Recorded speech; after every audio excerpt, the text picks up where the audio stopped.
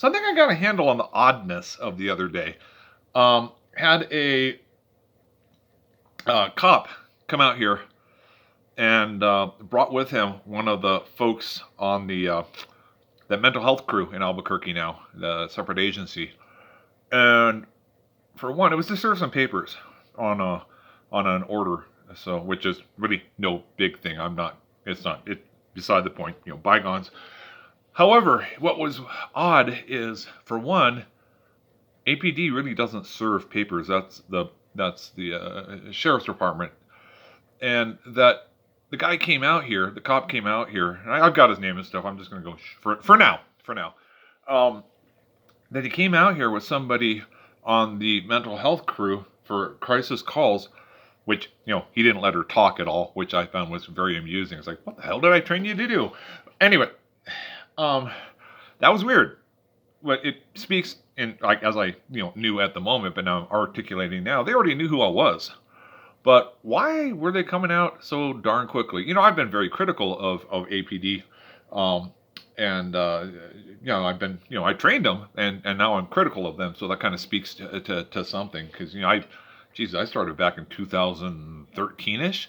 When we were still with Troy Rogers. Anyway, so he already knew who I was when he came out, and to make a special trip with that, just with a lot of, and if you don't do this, you're going to go to jail. And if you don't do this, we're going to get a warrant on you, and I'm going to be watching you. I'm going, well, you're not creepy even the least, but I'm going to take a poo right now if you want to come and spectate that, dude. Otherwise, bygones. And so I wanted to do an incident report, something that I've been waiting to do. There was a incident report, and I just feel it's time to contest it. Maybe even do to get it on a very permanent and decisive record. You even just file a civil suit is really what I'm thinking. So I needed an incident report. Called in to 242 cops, and the incident report. That's the kind of thing on incident report. You maybe see them in about an hour. It's not high priority. They were out here in 10 minutes. 10 minutes for an incident report. And there were two cops, including the one who had been here previously, and who was very nice to tell me, well, you're a grown man and you can make grown man decisions. And I said, I choose, it's difficult to choose between Depends and Pampers.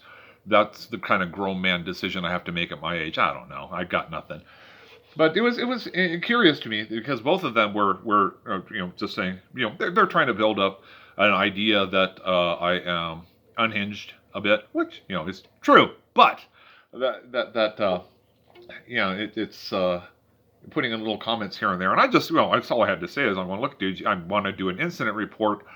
Shh. I told them I'm getting frustrated, at which point they chilled out a bit more. But the guy who took the incident report, you just got to look at the arm. It's weird that they brought out a lieutenant on an incident report. And that lieutenant, that LT, and two cops were there within 10 minutes. That's some real special treatment. I feel special. I do. I feel all warm and loved, and maybe not warm and loved. Maybe warm like you have a donkey who is freshly dead, and he has mucus because he's got donkey COVID. And so the stuff that's there is still a little bit warm. But it's a donkey COVID mucus.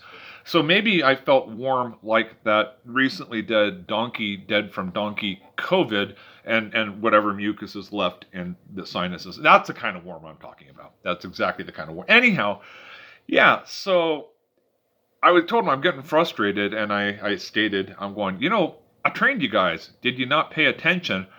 And the first dude who came out, the first cop who was there saying, this is unrelated. You can't, this is related. And I'm going, no, it's unrelated. I'm going to do an incident report. He says, and we really appreciate what you did for us. And that was a little bit too immediate as well.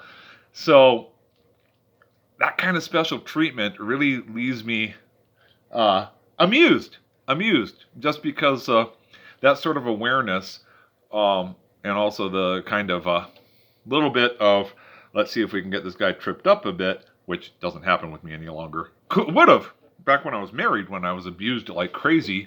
And then, then you could trip me up. Now, not so much. But, particularly because knowing how to, it was really interesting. One of the guys who I worked with, who will just go, don't need to put a name on this one, but one of the guys I worked with very closely on the crisis intervention training, told me, I'm going, dude, if you have advice for me to give to peers, what would that be? And he goes, okay, off record. I'm going, sure, off record. And then he stated, yeah, tell peers to volunteer as little as possible to cops. Talk as little as possible, answer questions yes or no, and that's the extent of it. Don't elaborate. That was the advice he passed on. So, it's the law enforcement will extend opportunities for you to tell your side of the story, which is something you really need to avoid, because that is not there to help you. That is there to collect data that can be used. Can be used in court. So I'm always in this for the peers, guys. I don't want to see you guys get into trouble. I don't want to be in trouble either. I don't want to see you guys harmed, which is a big one. I don't want to see anybody hurt, which is why I was doing all that CIT stuff to begin with. It was hard to sit down at those tables. I will tell you, it was difficult as shit to sit down at those tables. But got some good stuff done. But I'm afraid that it didn't stick. And that bothers me because that first cop and then the other one, a little bit bullies. And that was one thing I was trying to impart to law enforcement is you got to put the bully away. You can't bully people in crisis. And I'm not in crisis, but all the same, there's just a little technique. I saw it when I went through CIT training and did the scenarios and stuff. I saw a little bit of really what comes through out of the academy. When I did I went down and trained down at Bosque Farms, the law enforcement out there. And then they had sheriffs from different places, and they had state police in there, and we were doing a impromptu CIT training, which was really cool, where me and a parent, my friend Felicia, we went down there and told them what it's like when in crisis, kind of. And so, just give them the stories and such. And, I was a lot more laid back, and it was a lot more open. And I learned a heck of a lot about how cops are trained to approach, like I'll tell you, what it doesn't work on a peer in crisis, that you have people just, 90 degrees off each other, one on the side, one in the front, and you're trained to move in on concentric circles. And if you're paranoid and sick, that's not going to help things. So there's some interesting trainings, and I'm going to do a heck of a lot more with this. Not so much on the videos. The videos are fun enough, but we're putting together a really, really nifty the Standard Stigma, the Headspace Shit Show. We're putting together a really, really nifty series. At least once a month, we're going to have peers telling their stories of encounters with the police, and then we'll have a discussion about it, whether good or bad. I mean, thus far, mostly the people who have had bad experiences are the ones who really want to speak up. But hey, they got to have a voice. If we can provide that voice, that rocks out with the socks out. So that's it. And I'm going to play a little ukulele tune now because I just feel like it. I actually learned this for somebody and never got to share it with her, which lags, but it's still a beautiful song. It was, if you know Depeche Mode, the first album, Speak and Spell, Vince Clarke wrote all but 2 songs on there, Tora Tora Tora, and I don't remember the name of the second one. It's an instrumental by Martin Gore. Well, Vince didn't like the Depeche Mode thing. He went off and did his own thing, and then he wrote a song for Daniel Miller at Mute called Only You. And there wasn't a lot of interest, but he paired him up with Alice Moyer, which became Yaz on this side, Yazoo on the other side of the pond. And it's one of my favorite songs of all time. And I learned it, and I don't know if I've ever recorded it anywhere, but so I'm going to record it before I forget it. But it's a beautiful song. Because you can't just have a bunch of stuff talking about the police. How boring is that crap? Talk to somebody really. Tomorrow I probably have something really cool to say. Gotta save this for the podcast. Although the first podcast that we're doing right now, we have a bunch of them lined up already, including with a person named Scout, which is funny as hell. Is a few of us are going to get together, we're peers, and we're going to discuss what it's like to be romantically involved with other peers. and there's some interesting stories, and it's going to be a hell of a lot of fun. It's going to be funny as heck. And so look forward to that. That'll be me and Kat and Matt initially. And then we got, what's her name? I know her name. Her name's Samantha Bentic. She's down there in Australia, and when I told her the name of our rebranded Headspace shit show, I mean, she's all over it. And we haven't talked in so long. She used to be here in New Mexico. We did a lot of really cool stuff together. She kept my head on straight when my head was not on straight. She made sure I got the stuff and the encouragement and love that I really needed at that time.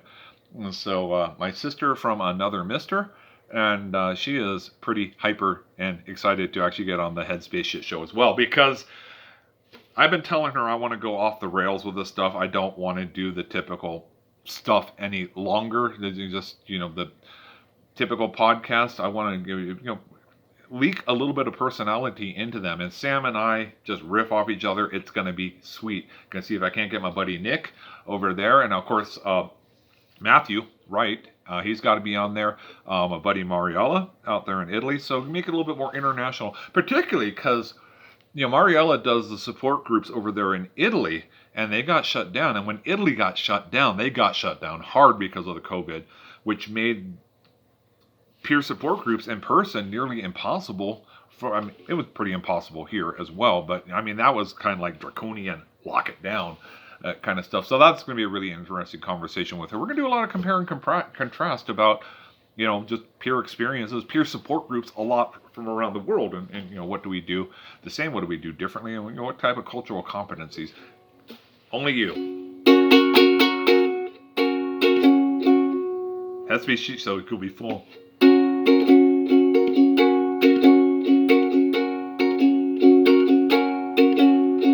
Looking from a window above, it's like a story you love. Can you hear me? Came back only yesterday and moving farther away. Want you near me? All I needed was the love you gave, and all I needed for another day, and all I ever knew, only you. Sometimes when I think of your name, and it's only a game, and I need you, listen to the words that you say, it's getting harder to stay. When I see you, all I needed was the love you gave, and all I needed for another day, and all I ever knew, only you.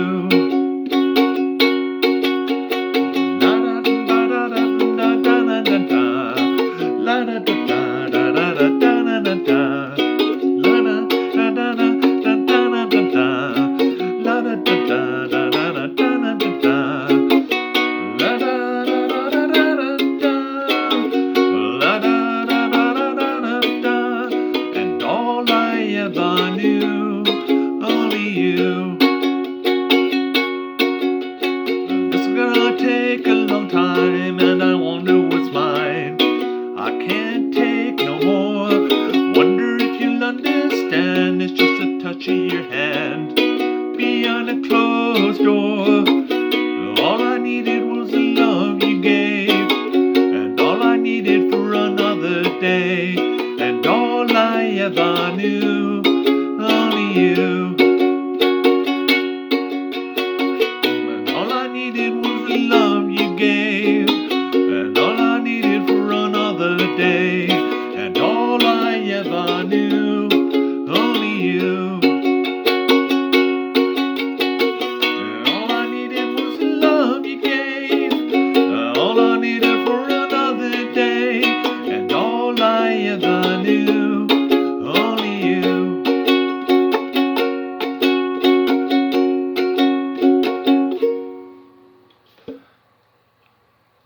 Yeah, I dig that song. So, fly low, avoid the radar, peace out. Be prepared for the Headspace Shit Show audio, podcast, video, maybe else time. And I'm just going to keep on pitching it on here. But little observations about APD lately, just because I'm having some interactions with. I want to make sure I get them down, because They both amuse and eliminate, eliminate. Yeah, well, you should talk about ABD eliminating. That's not a good word combination. No, illuminating. That's the word I'm after. It's like retribution and restitution. I'm going, well, I owe him some retribution. I'm going, no, you need to pay him back. That's restitution. So I'm gonna boogie. I got Tubby up here, and they've got a lot of really great comics in there. So I'm gonna be catching up on some stand-up, mainly because it's getting to the point where things are open, and I'm gonna be going back out there and doing stand-up. So always new material. So I'll talk to you guys later. Yeah.